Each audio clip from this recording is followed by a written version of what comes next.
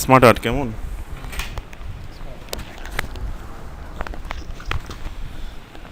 দেখো, প্রথমেই smart art করার জন্য কোথায় আসতে হবে? ইনসার্টে।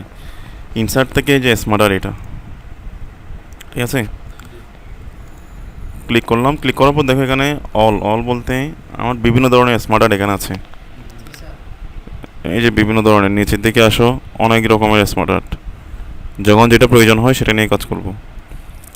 আর যদি আমি ইন্ডিভিজুয়াল কোনো একটা চাই, যেমন ধরো লিস্ট আকারে, এগুলো লিস্ট, প্রসেস আকারে, সাইকেল, হায়ারার্সি বলে এটা, রিলেশনশিপ, ম্যাট্রিক্স, পিরামিড, এগুলো আমরা বিভিন্ন জায়গায় দেখি না? পিকচার অফিস .com লাগবে না। আর সবগুলো হচ্ছে এখানে আছে, এখানে খুঁজে নিতে হবে। এখান থেকে হইলে শর্টকাটে, যেমন আমাদের একটা কমন হায়ারার্সি, এগুলো কমন, পিরামিড কমন। আমরা আগে এটা নিয়ে একটা দেখি।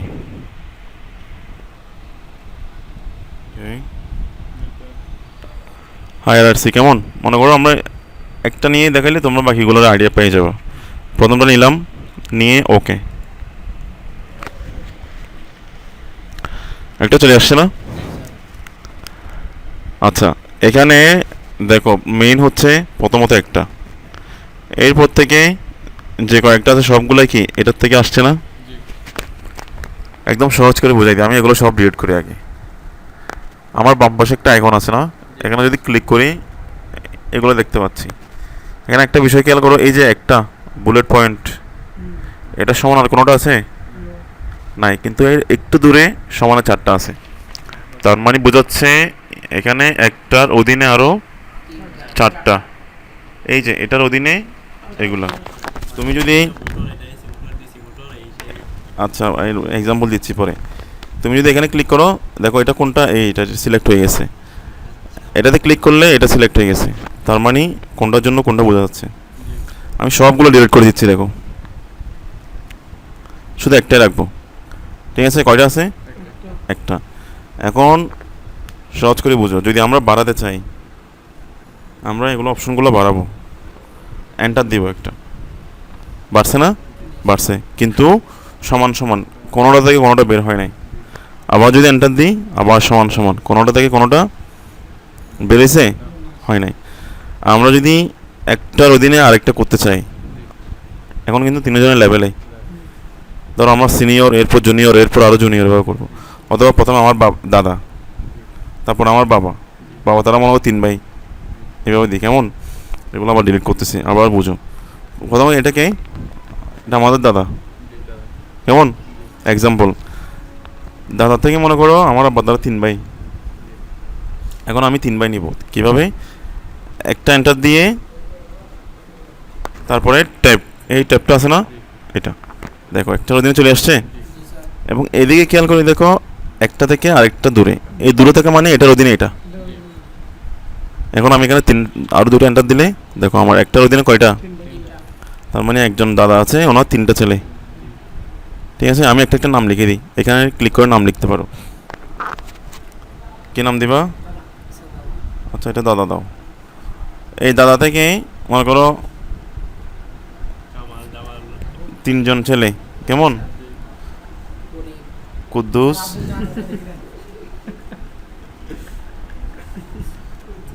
শুকুর, আরেকটা হচ্ছে মনে করো দিল, মোহাম্মদ। ঠিক আছে, আচ্ছা এখন আমি এখান থেকে বুঝে নিচ্ছি যে একজনের অধীনে 3জন আছে।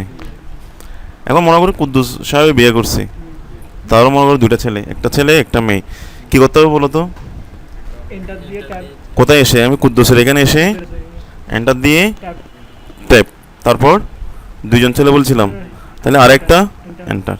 এই যে দেখো, একটা থেকে এই 3টা, আবার এই কুদ্দুস থেকে বেরিয়েছে এটা। ঠিক আছে, কি নাম দেওয়া যায়?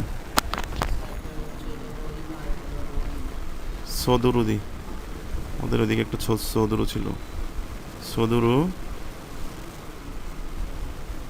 আর একটা মনে করো লাইলা, কেমন?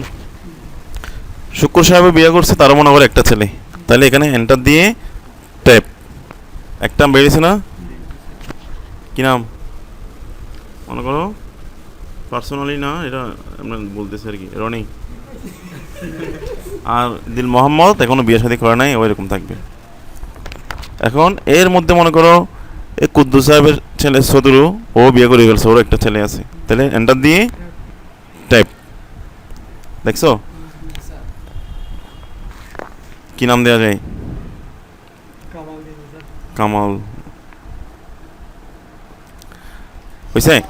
এখন আমাদের যদি এই জিনিসটা নাও থাকে, এটা আমি এদিকে শোনো, এই জিনিসটা আমি কিসের জন্য নিছি?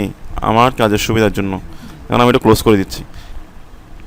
এখন আমার কাছে যদি কোনটা, এটাতে ক্লিক করে বলছিলাম, এটাতে ক্লিক করলে ওটা আসবে, বন্ধ। এখন আমার কাছে ওটা না থাকলেও আমি এই চার্টটা দেখে, স্মার্ট আর্টটা দেখে আমি বুঝে ফেলতে পারবো যে প্রসেসটা কীভাবে আসছে।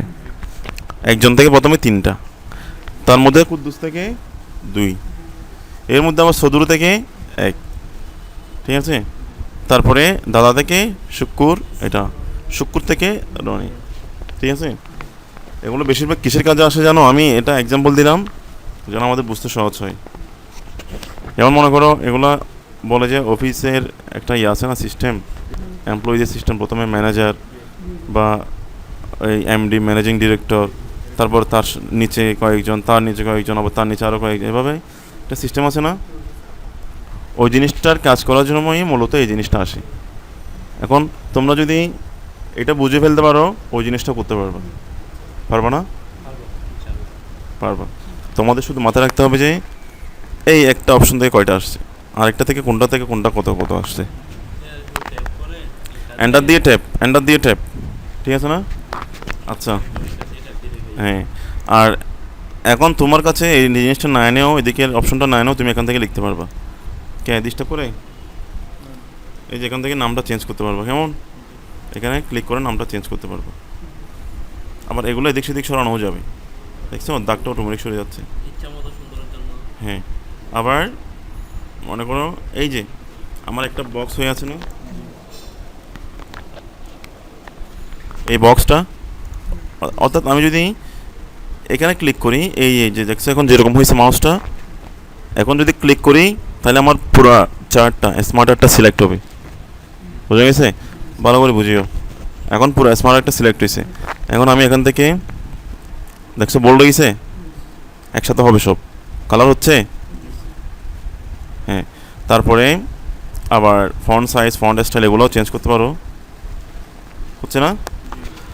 দেখো আরও মজার ডিজাইন আছে, ডিজাইন আসো, চেঞ্জ কালার আছে না, এখান থেকে দাও, এই যে দেখতেছো এক একটা এক ধরনের কালার। আবার এগুলো হচ্ছে কি আমাদের বিভিন্ন ধরনের স্টাইল, যেমন এখান থেকে 3D আছে, দেখছো এক এক ধরনের ডিজাইন এগুলো। এই যে এদিকে যদি দাও, এই যে এগুলো 3D আকারে, দেখছো? এই যে এগুলো সব 3D করা যাবে না, এখান থেকে যাবে। এখন এরপর মনে করো আমি একটা কাজ করে ফেলছি, কিন্তু দেখতেছি এটা আমার মানে এই ডিজাইনে করার কথা ছিল না, স্মার্ট আর্টটা অন্য একটা ডিজাইন, ঠিক আছে।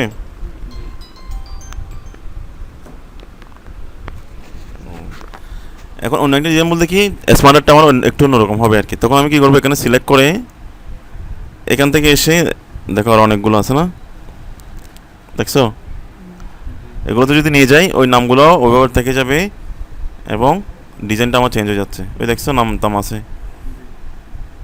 কিন্তু সবচেয়ে বেটার যে আমি প্রথমে যেটা কাজ করব সেটাই রেখে দেয়া, বা আমার ডিজাইনটা কীরকম দিয়েছে সেটা কনফার্ম হওয়ার পরে কাজ করা, সেটা হচ্ছে বেটার। কারণ কিছু কিছু ফরম্যাট সরে যেতে পারে। এখানে আমি ডিজাইন চেঞ্জ করতেছি, ঠিক আছে। যেমন এখানে এগুলো দিয়ে দেখি, দেখো নাম নাই, দেখছো? এরকম কিছু কিছুতে সমস্যা হতে পারে। এটা দিলে নাম এটা থেকে আসছে, আবার এখানে আবার বোঝা যাচ্ছে স্পষ্ট, পারবো না? এরপর ধরো আমি তো একটু আগে সব কালার একসাথে চেঞ্জ করছি, একটা একটা চেঞ্জ করব, ঠিক আছে। একটা একটা চেঞ্জ করলে আমি এই যে এই একটা সিলেক্ট করলাম, এখন পুরো বক্সটা আমার সিলেক্ট হয়েছে, এই শেপটা শুধু সিলেক্ট হয়েছে। সিলেক্ট হওয়ার পরে তুমি ফরম্যাটে আসো, ফরম্যাট শেপ ফিল না, এখান থেকে ফিল মানে হচ্ছে ভিতরে কালার, ঠিক আছে। এই টেক্সট ফিল মানে হচ্ছে ফন্ট কালার, এখানে কোনো নাম ছিল না। এরপর দেখো এটা চাইলে অন্য কালার দিতে পারো, ধরো আমি দিলাম এটা দিলাম ধরো একটু অন্যরকম কালারটা দিলাম, মনে করো রেড দেখা যাবে না, এই ধরনের। দেখছো এক একটা আলাদা আলাদা চেঞ্জ করতে পারবো। আর এখান থেকে যদি করি, এই যে কোথায় এই পুরো বক্সটা সিলেক্ট করে, তখন কি হবে, সব সব একসাথে হচ্ছে না, এটার একটা ফিল আছে। কোনটার ফিল? এই বর্ডার যতটুকু আছে বক্সটার একটা ব্যাকগ্রাউন্ড আছে, ওই বক্সটা এখান থেকে সিলেক্ট হবে।